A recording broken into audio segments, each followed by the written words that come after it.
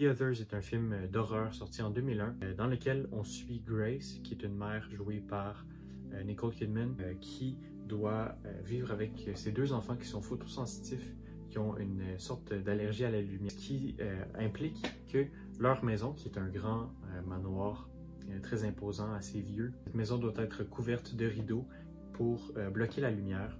Et donc on suit cette petite famille-là alors que trois nouveaux domestiques arrivent dans la maison et s'ensuit une série d'événements assez étranges qui vont pousser la mère à devenir peu à peu folle, ou en tout cas à perdre le contrôle de la situation, perdre le contrôle de cette maison qui commence à être l'objet d'événements étranges, d'événements surnaturels.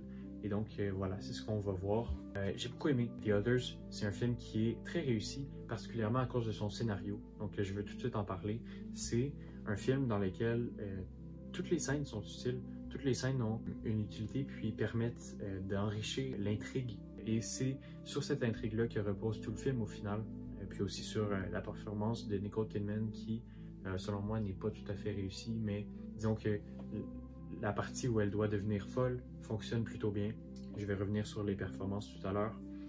Mais donc voilà, c'est un film qui repose sur cette intrigue-ci et aussi sur un twist à la fin, un retournement de situation dont je ne divulgagerai pas les éléments parce que c'est vraiment un twist qui est important. Donc je vous conseille d'y aller sans avoir aucune information autre qu'un bref résumé. Mais donc voilà, il ne faut pas savoir ce retournement de situation-là pour pouvoir apprécier le film à sa juste valeur selon moi. Puis la personne qui a écrit le scénario de ce film est aussi le réalisateur, ce qui permet d'avoir une certaine cohésion dans comment sont filmées les scènes, quelles sont les intentions du directeur par rapport au scénario. Donc c'est un film qui est très complet, un film où on voit vraiment la vision de cette seule et unique personne qui est à la barre tout au long du processus de création. C'est beau à voir et c'est d'autant plus intéressant lorsque on voit à quel point c'est un film qui est beau. Donc non seulement l'intrigue est intéressante et très bien écrite, mais en plus le film est bien filmé. Donc il y a une très belle photographie. On reste dans le domaine de la maison qui est comme entouré du brouillard tout au long du film. Et ça donne vraiment une atmosphère et une ambiance qui est particulière, qui évidemment est nécessaire lorsqu'on fait un film de maison hantée aussi classique que celui-là. Mais il ne faut pas se fier aux apparences parce que c'est un film avec un twist qui est unique. Il apporte quand même son grain de sel à la conversation des films d'horreur de maison hantée. Il y a quand même son originalité qui le rend intéressante.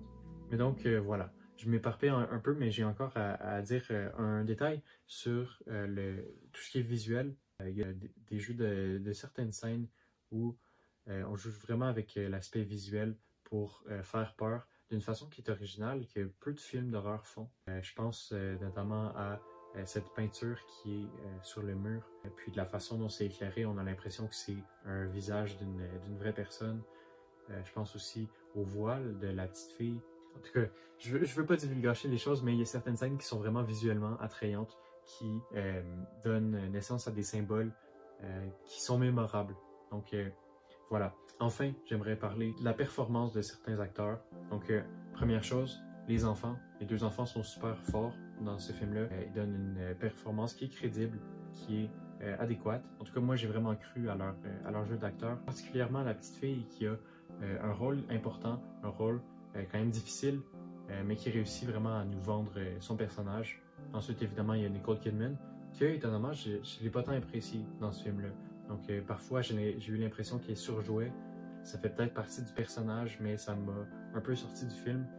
Puis, finalement, il y a les trois domestiques, dont j'ai peu parlé, mais qui font partie intégrante de l'intrigue. Ces domestiques-là qui sont à l'origine de beaucoup de questionnements pour la personne qui regarde le film, mais qui ont un jeu qui est vraiment étrange. Je ne sais pas si c'est voulu, mais ils donnent une performance qui est presque théâtrale, qui est un peu exagérée.